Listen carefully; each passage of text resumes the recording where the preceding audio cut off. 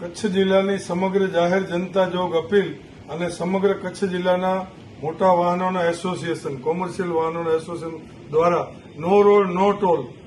જે લડત ચલાવવામાં આવી રહી છે, એસપી સાહેબ, કલેક્ટર સાહેબ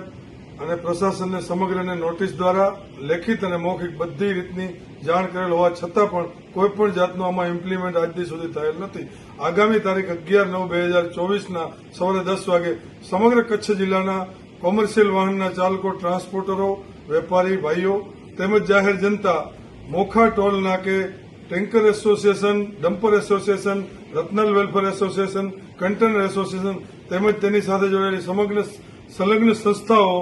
સ્વૈચ્છિક ગાંધી ચિંધ્યા માર્ગે આ ટોલનો વિરોધ કરવા નીકળશે અને પ્રશાસનને અમારી જાહેર અપીલ છે, નમ્ર અપીલ છે કે અમને 90 દિવસની ટોલ મુક્તિ આપવામાં આવે, અન્યથા અમે આનો સંપૂર્ણ બહિષ્કાર કરશું.